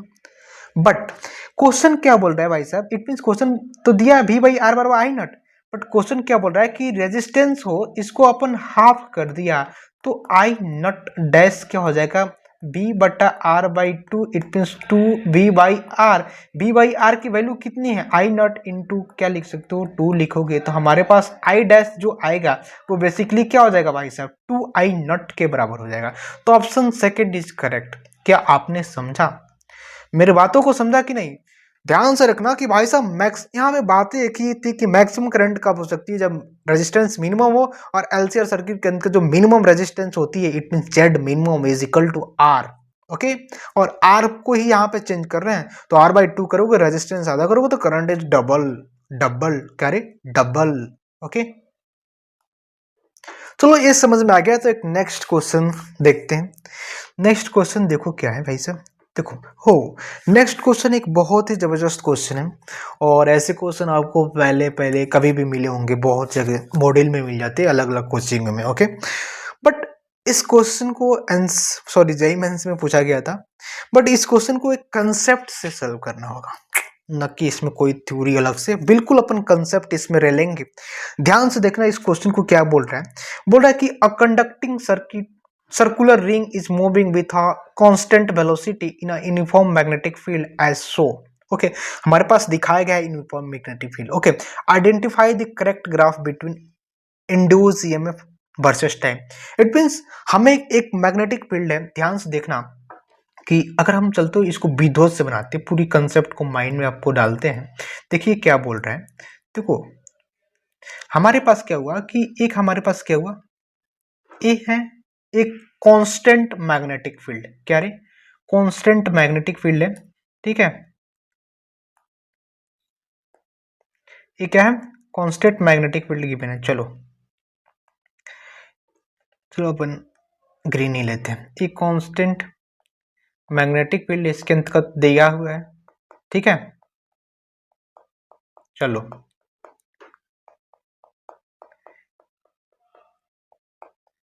ये एरिया है जहां मैग्नेटिक फील्ड है, और मैग्नेटिक फील्ड बेसिकली कितना है बच्चा, इसकी वैल्यू कुछ दिया होगी, नहीं दिया हो तो बी मान लेते हैं, ठीक है। देखो ध्यान से देखना, कंडीशन फर्स्ट, अपन कंडीशन वाइज लेते हैं, क्या रे कंडीशन फर्स्ट, एक मिनट, कंडीशन फर्स्ट क्या है, कंडीशन फर्स्ट यह है कि ये जो रिंग है वो बेसिकली क्या हुई कि अब इन मैग्नेटिक फील्ड के अंतर्गत बाहर एंट्री नहीं है। बट आपको इस क्वेश्चन को सॉल्व करने से पहले आपको मैं एक बात बता दे रहा हूँ, क्या बातें बता रहा हूँ कि मैग्नेटिक ईएमएफ कैसे जनरेट होगा। देखो क्या होता है कि जब भी किसी मैग्नेटिक फील्ड के अंतर्गत किसी रिंग को आप ले जाओगे, ठीक है, तो क्या होगा कि फ्लक्स कटिंग होगी, फ्लक्स कटेगा मतलब फ्लक्स इंड्यूस होगा, एंड फ्लक्स के कारण ईएमएफ आती है और ईएमएफ के कारण करंट आएगा। इट मीन्स आप किसी मैग्नेटिक फील्ड को के अंतर्गत यदि सर्कुलर वायर को आप ले जा रहे हो ना, तो फ्लक्स चेंजिंग हो जाएगी रिंग के अंतर्गत, क्योंकि आप देख रहे होगे कि फ्लक्स कुछ मतलब जैसे जैसे पार करोगे मैग्नेटिक फील्ड के अंतर्गत, तो इस सर्कुलर रिंग में कुछ मैग्नेटिक लाइन आने लगेगी, जिसके कारण इसकी फ्लक्स चेंजिंग होगा, और जब फ्लक्स चेंजिंग होगा तो ईएमएफ भी आएगा। ओके और ईएमएफ आएगा तो इंड्यूस करंट भी आएगी। आप ये सब मैकेनिज्म तो जानते होंगे। तो चलो इसके बेसिस पे देखो, इनिशियल साइड में अपन हमारे पास जो सर्किट है वो बाहर है, तो इसके अंदर कोई भी क्या है, कोई भी क्या हुआ, क्या हुआ, करंट या ईएमएफ इंड्यूस नहीं है। चलो आपने ऐसा देखा, हमने इसको मिटा दे रहा हूँ, ठीक है, इतना तो समझ गया। मिटाया क्योंकि क्योंकि और भी आगे अपन समझाएंगे। अब देखो हमने क्या किया कि इस सर्किट को अंदर ले जाना स्टार्ट किया, क्या रे अंदर ले जाना है सर क्या, तो वो इतना अंदर गया यदि सर्किट, तो इसके अंतर्गत कुछ फ्लक्स यहाँ पे आई, यहाँ से इंड्यूस हो रही है फ्लक्स, ध्यान रखो यहाँ से फ्लक्स, तो मैग्नेटिक फील्ड लाइन यहाँ पे भी आएगी भाई साहब कुछ, तो फ्लक्स जैसे जैसे ये रिंग अंदर जाते जाएगा फ्लक्स बढ़ती जाएगी। इट मीन्स फ्लक्स क्या होगी, जैसे जैसे ये रिंग अंदर जाते जाएगा फ्लक्स बढ़ती जाएगी, ठीक है। और जब ये रिंग पूरी तरह अंदर चले जाएगा, यहाँ पे पूरी तरह अंदर चले जाएगा, ठीक है, तो जब पूरी तरह यह रिंग अंदर चला जा रहा है, तो इसके अंतर्गत देखो, अब इसके अंतर्गत यदि मूवमेंट होगी यहाँ पे, इस मैग्नेटिक फील्ड के अंतर्गत यदि रिंग का मूवमेंट हो रहा है, तो इसके अंतर्गत तो मैग्नेटिक फील्ड हर जगह बराबर है। इट मीन्स इसके अंतर्गत कोई फ्लक्स चेंज नहीं हो रहा है, क्योंकि मैग्नेटिक फील्ड कट ही नहीं रही है। क्योंकि यदि मान चलिए रिंग क्या हुआ, शुरू से क्या हुआ, देखो मैं अलग बता दे रहा हूँ, ये तो मैग्नेटिक फील्ड हुआ, ठीक है, मैग्नेटिक फील्ड। अब इसके अंदर कंप्लीट सर्किट आ गया, तो जितना फ्लक्स चेंज मतलब जितना मैग्नेटिक फील्ड इसके अंतर्गत आने वाली थी तो आ गया। अब इसके अंतर्गत क्या हुआ कि कोई भी चेंजिंग नहीं हो रही यहाँ तक। इट मीन्स यहाँ तक क्या होगी, फ्लक्स जीरो। और जैसे जैसे ये बाहर जाएगा तो लेंज लॉ के अकॉर्डिंग रिवर्स में मतलब निगेटिव साइन में ईएमएफ जनरेट होगा, तो इसकी ग्राफ कुछ निगेटिव चली जाएगी। तो इसके बेसिस पे अपन क्या कर सकते हैं कि option A is correct answer. Okay option A is correct answer. तो ऑप्शन क्या होगा भाई साहब, option one is correct answer. No एक मिनट रे बुल्लू, option one is correct answer. तो आप देखो सबसे पहले यहाँ पे थोड़ा सा कंसेप्ट है लेंज लॉ और ईएमएफ की कैसे इंड्यूस होती है। फ्लक्स कटिंग होगी तो ईएमएफ इंड्यूस होगा, यदि फ्लक्स कटिंग नहीं होगी तो ईएमएफ नहीं इंड्यूस होगा। यदि फ्लक्स देखो लेंज लॉ के बेस पे बेसिकली एक क्वेश्चन है, मैं बता सकता हूँ। ओके चलो आगे अपन बात करते हैं, हमारे पास नेक्स्ट क्वेश्चन क्या है, ध्यान से देखना, ये क्वेश्चन क्या बोल रहा है, ध्यान से देखो। ये बोल रहा है कि a body of mass m is drop in a glycerine until it achieve a constant velocity. Glycerine की डेंसिटी और बॉडी की डेंसिटी में यहाँ पे रिलेशन दिया, then define the viscous force. It means क्या हुआ कि हमारे पास क्या हुआ कि जैसे कि एक बॉडी हुआ, ध्यान से देखो, इसको हमने ग्लिसरीन में यदि हमने डाल दिया, मतलब डुबो दिया, मतलब डालेंगे तो ये नीचे जाएगी, ठीक है, ठीक है, क्योंकि इसकी बॉडी की डेंसिटी ज्यादा है ना भाई साहब, यहाँ पे देखो बॉडी की डेंसिटी ज्यादा है, ग्लिसरीन की डेंसिटी कम है, तो बॉडी तो नीचे जाएगा, ठीक है, बॉडी क्या होगा भाई साहब, नीचे जाएगा, ठीक है। देखो जब नीचे जा रही होगी बॉडी, तो यहाँ पे क्या होगा कि यहाँ पे मैग्नेटिक फोर्स नहीं वे mg लगेगा, ग्रेविटी इसको खींचेगी mg। इसको m को क्या लिख सकते हैं, m बराबर क्या हो सकता है, रो भी जी लिख सकते हो। देखो यहाँ पे बायोन्सी एंड विस्कस फोर्स का है ना, तो रो के टर्म्स में सॉल्व करो, क्योंकि यहाँ पे डेंसिटी गिवन है, ओके। अब जानते हो कि यहाँ पे बायोन्स फोर्स एफ बी बराबर क्या हो जाएगा, ऊपर लगेगा, और बायोन्स फोर्स क्या होता है, रो वी जी, बायोन्स फोर्स क्या होता है, रो वी जी, ओके। बट ध्यान देने वाली बात है कि यहाँ पे जो रो होता है ना, वे रो क्या होगा, यहाँ पे लिक्विड की होती है, इट मीन्स ग्लिसरीन की। बट यहाँ पे जो यहाँ पे मास कितनी है, किसकी है, बॉडी की है ना, तो यहाँ पे बॉडी की होगी, ठीक है। अब देखो यहाँ पे क्या हो रहा है कि ये जो बॉडी है वो नीचे जा रही है, तो विस्कस फोर्स क्या लगेगा, यहाँ पे विस्कस फोर्स ऐसे लगेगा। बट हमें क्या करना है कि until it achieve constant velocity, तो कांस्टेंट वेलोसिटी मान लो हमने क्या किया, अचीव करा लिया, तो यहाँ पे क्या हो जाएगा, कांस्टेंट वेलोसिटी पे इक्वेशन क्या लिख सकते हो, रो बी वी जी बराबर क्या लिख सकते हो, rho of glycerine V G plus F B, ये तो निकालना है, ठीक है। तो F B force, F B निकालना, तो एफ बी बराबर लिख लो ना, विस्कस फोर्स बराबर क्या हो जाएगा, है ना, बी जी तो कॉमन ले लो भाई साहब, ये क्या हो जाएगा, रो बी माइनस रो जी, ठीक है। इसको क्या लिख सकते हो, विस्कस फोर्स बराबर क्या लिख सकते हो भाई साहब, वी जी, रो कितना है, रो बी, तो रो बी है भाई साहब, रो बी तो रो बी है, ठीक है, मतलब जो बॉडी की डेंसिटी है, और ग्लिसरीन की डेंसिटी कितनी है, बॉडी की डेंसिटी से हाफ है, तो इसको लिखोगे तो हाफ आ जाएगा ना, तो rho B B G by two, और रो बी क्या हो जाएगा, एम हो जाएगा ना, M G by two, it means M G by two is the answer, M G by two, कौन सा रे two, M G by two. तो आप देख सकते हो फ्लूइड की क्वेश्चन है, बेसिकली सिंपल सी क्वेश्चन है, ठीक है। इसमें विस्कस फोर्स की डायरेक्शंस, इसकी एनएलएम के अंतर्गत जो आप पढ़ते हैं क्या कहते हैं, फ्री बॉडी डायग्राम, वो बनाना आनी चाहिए, यदि नहीं बनाते हैं तो आपका क्वेश्चन गलत ही होगा, ओके। तो चलो अपन नेक्स्ट क्वेश्चन देखते हैं। नेक्स्ट क्वेश्चन हमारे पास क्या है, ध्यान से देखना। नेक्स्ट क्वेश्चन बोल रहा है क्या कि फाइंड, क्या बोल रहा है, find the ratio of kinetic energy at point B and point C. Point B कौन से भाई साहब, पॉइंट बी हमारे पास ये है, और पॉइंट सी ए है। यहाँ पे बी पे और सी पे अपन को काइनेटिक एनर्जी की रेशियो को फाइंड करनी है, तो चलिए अपन बनाते हैं, ओके।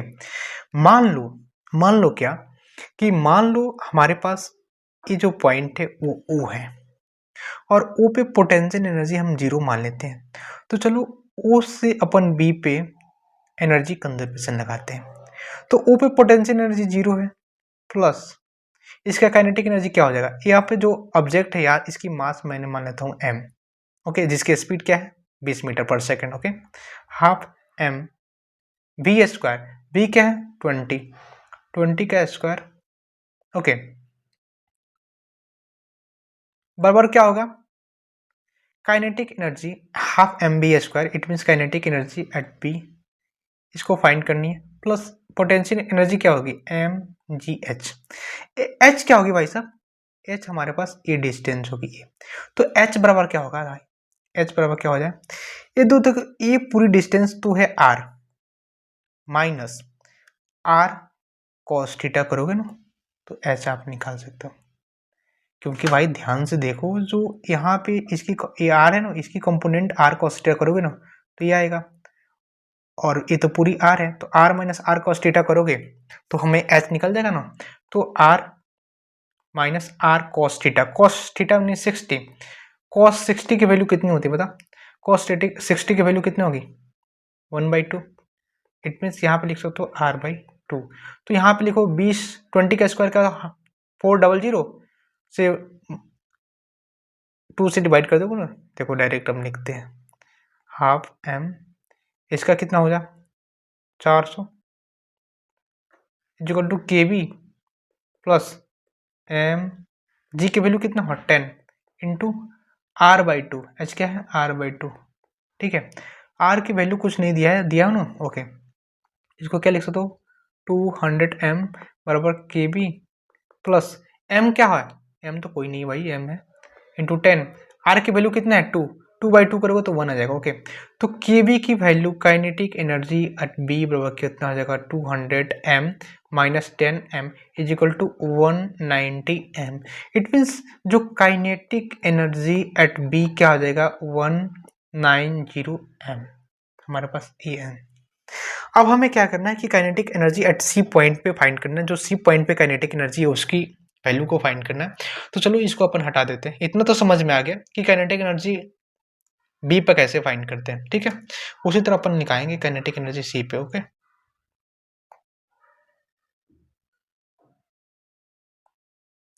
इसको हटा देते हैं, हमें एक ही काम है, काइनेटिक एनर्जी B बराबर क्या होता है, क्या हो गया 190m, ठीक है। चलो अब हम बात करते हैं पॉइंट O टू C, क्योंकि हमें C पे काइनेटिक एनर्जी चाहिए ना, तो पॉइंट O टू C अपन मैकेनिकल एनर्जी को कंजर्व करते हैं। पॉइंट O पे जो पोटेंशियल एनर्जी भाई साहब 0 है, यहाँ पे काइनेटिक एनर्जी क्या है हाफ m इंटू 20 का स्क्वायर करोगे तो 400 आ जाएगा, बराबर। यहाँ पे C पे जो पोटेंशियल एनर्जी क्या हो जाएगी mgh डैश, इसको मान लेते हैं h डैश, प्लस यहाँ पे काइनेटिक एनर्जी से इसको फाइंड करनी है। ये कितना हो जाएगा बच्चा पार्टी, ये तो हो जाएगा 200m प्लस mgh h। अब h की वैल्यू यहाँ पे क्या आ जाएगी, देखो ये है, देखो AB 60 डिग्री, AB 60 डिग्री, तो AB कितना हो जाएगा 60 डिग्री, क्योंकि इसका तो एंगल 180 होगा। तो इसका ए R है, तो इसका कंपोनेंट इधर आएगा तो R cos थीटा ये भी हो जाएगा। इट मीन्स यहाँ पे h डैश जो आएगी वो क्या आ जाएगी R प्लस R cos 60, क्योंकि AB 60 होगा ना, cos 60 की वैल्यू कितना हो जाएगा 1/2, तो इसको क्या लिख सकते हो R/2, इसको ऐड करोगे 3R/2 आ जाएगा। इट मीन्स यहाँ पे हो जाएगा 200m बराबर m, जी की वैल्यू कितना भाई साहब, अब यहाँ पे हमें KC लिखना चाहिए ना, जो नहीं लिखा, ओके। जी की वैल्यू कितना है 10, R की वैल्यू कितना आ जाएगा 3, R क्या है 2, देखो यहाँ पे दिखा R बराबर 2 मीटर, बाई लिखोगे यहाँ पे 2 प्लस KC, 2 से 2 कैंसिल हो जाएगा ना यहाँ पे, तो यहाँ पे 200m बराबर क्या लिख सकते हो यहाँ पे 30m plus KC। It means बच्चा पार्टी यहाँ पे देखो KC बराबर क्या था 170m। इट मीन्स हमें क्या फाइंड करना है KB बाई KC, क्या KB बाई KC, KB का मान 190m और KC का मान 170m। इसको क्या लिख दो 19/17 इज द आंसर। क्या कहती है पार्टी 19/70 इज द आंसर। कितनी सिंपल सा है भाई, कितनी सिंपल सा है, देखो सिंपल बहुत है भाई साहब, बट हमें क्या करना मैकेनिकल एनर्जी कंजर्वेशन यहाँ पे लगानी थी। क्या लगानी थी भाई साहब मैकेनिकल एनर्जी कंजर्वेशन, चलो चलो मैकेनिकल एनर्जी कंजर्वेशन लगानी थी, ओके ओके।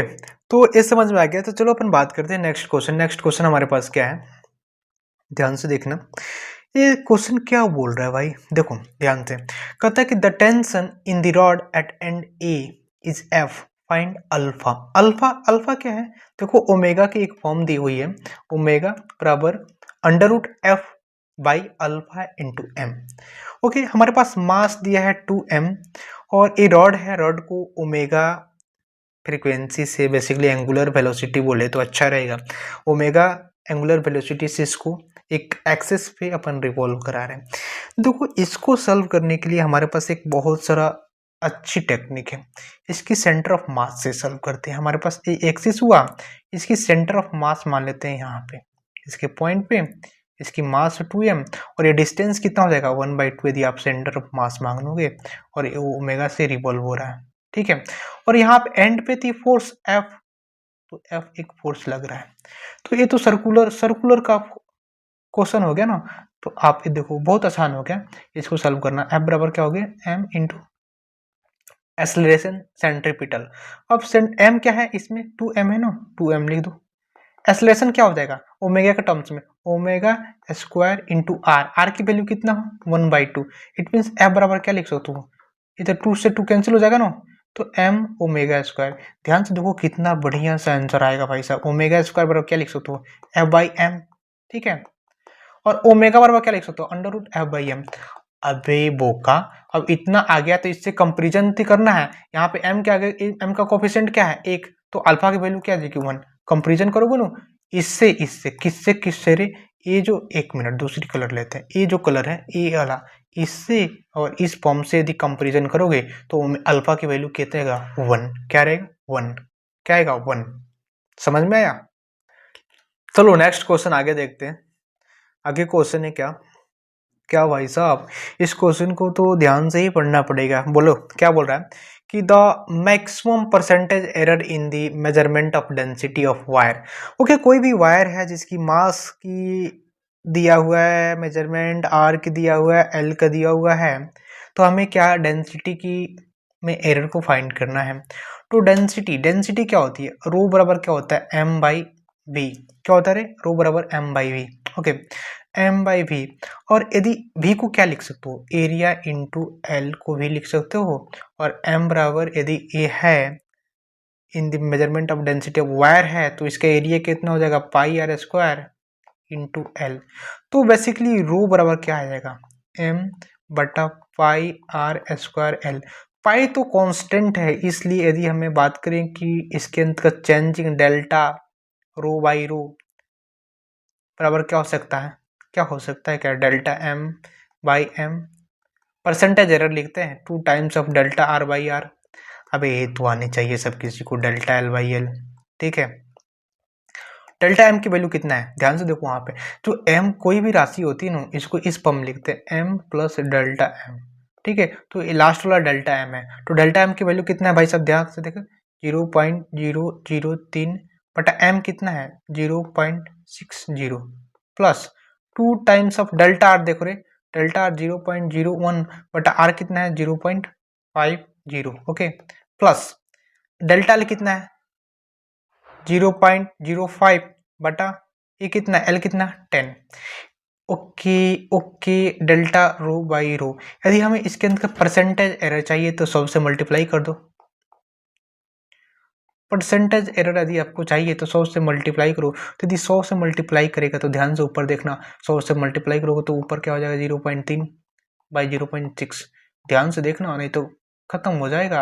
ये क्या हो जाएगा 1 बाई क्या हो जाएगा 0.5 प्लस क्या हो जाएगा 5/10, ठीक है। इसको क्या लिख सकते हो 3/6। ध्यान से 10 से मल्टीप्लाई कर दिया ना, इतना तो आनी चाहिए। इसको क्या लिख सकते हो 20/5। अभी बहुत सारा मतलब बहुत सिंपल सा क्वेश्चन है, ओके। मतलब हम 100 से मल्टीप्लाई कर रहे हैं, सॉरी यहाँ पे क्या कर रहे हैं, तो इसको क्या लिख सकते हो 2 इंटू 1/0.5 को क्या लिख सकते हो 20/5 लिख सकते हो। आप ये जानो कैसे लिख सकते हो, मैथ तो आनी चाहिए ना। इसको क्या लिख सकते हो 5/10 ही है तो 5/10 ही लिखो ना, और क्या लिख सकते हो इसको और सॉल्व करो। इसको क्या करो 1/2 प्लस 4 प्लस 1/2 लिख सकते हो। इसको और सॉल्व करोगे क्या आ जाएगा 1 प्लस 4, कैसे 1/2 1/2 1 हो जाएगा ना। कॉमन सेंस भाई साहब। 5 5 5 5 5 5 क्या आएगा भाई 5% एरर आएगा। इट मीन्स रो डेंसिटी के अंतर्गत जो परसेंटेज एरर आएगी भाई साहब वो क्या आएगा 5% is the answer.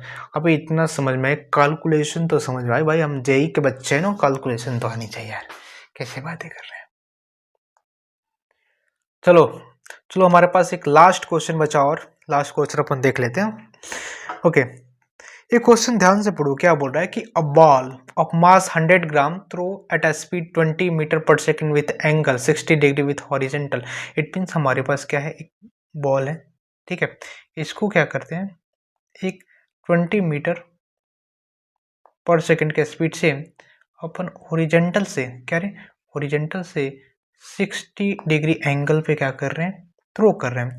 Now calculate the change in kinetic energy from point of projection of the ball when it's reach a maximum height. It means देखो इस बॉल की यदि इसकी मास क्या है 100 ग्राम, इसको हम केजी में बदलते हैं, क्या करेंगे 10 का पावर -3 से मल्टीप्लाई करेंगे तो क्या होगा 10 के पावर -1 देगा। इट मीन्स बेसिकली क्या हो जाएगा 1/10 kg। ओके, इसकी इनिशियल काइनेटिक एनर्जी फाइंड की जाए तो half M B square. Okay, half M की वैल्यू कितना है बच्चा 1/10 इंटू बी का स्क्वायर मतलब 400 हो जाएगा। ठीक है, तो क्या हो जाएगा 400/20, इट मीन्स 20 जूल इसकी इनिशियल काइनेटिक एनर्जी है। बट यू नो गाइस जब ये क्या होगा कि ये मैक्सिमम एक पॉइंट पे जाएगा, मैक्सिमम पॉइंट पे, तो इसकी वेलोसिटी क्या होती है u cos theta. u cos theta, u की वैल्यू क्या है 20, cos थीटा, थीटा की वैल्यू यहाँ पे 60 डिग्री है तो cos 60 आप लिख दोगे तो 20 इंटू cos 60 की वैल्यू क्या देगा 1/2, इट मीन्स 10 मीटर पर सेकेंड स्क्वायर। क्या आ जाएगा 10 मीटर पर सेकेंड स्क्वायर हो जाएगा। इट मीन्स इसकी वेलोसिटी मैक्सिमम मतलब क्या टॉप मोस्ट पॉइंट पर 10 मीटर पर सेकेंड आएगा। तो इसकी काइनेटिक एनर्जी कितनी लिख सकते हो, final kinetic energy half M क्या है 1/10 है इंटू 100 हो जाएगा ना। ओके, तो आप लिख सकते हो क्या 100/20, इट मीन्स क्या हो जाएगा 5 joule. It means change in kinetic energy की यदि बात की जाए तो इनिशियल में 20 थी और माइनस क्या हो जाएगी 5, it means 15 joule is the answer. But change in kinetic यदि इसके अंदर परसेंटेज चेंज बात करें तो change in kinetic energy divide करोगे इनिशियल काइनेटिक एनर्जी इंटू 100 करोगे तो आप कैलकुलेट कर सकते हैं। ओके, तो बेसिकली हमारे पास जेई मेंस 2025 के अंतर्गत जो 22 जनवरी का एग्जाम हुआ था उसके अंतर्गत सेकंड शिफ्ट की ये क्वेश्चन थी हमारे पास। एवी क्वेश्चन इतने ही क्वेश्चन आए थे, कुल 23 क्वेश्चन है जिसको अपन ने पूरी एक अच्छी तरह से समझने की कोशिश की और इसका सोल्यूशन ढूंढा। ओके, तो चलिए, ओके, थैंक यू।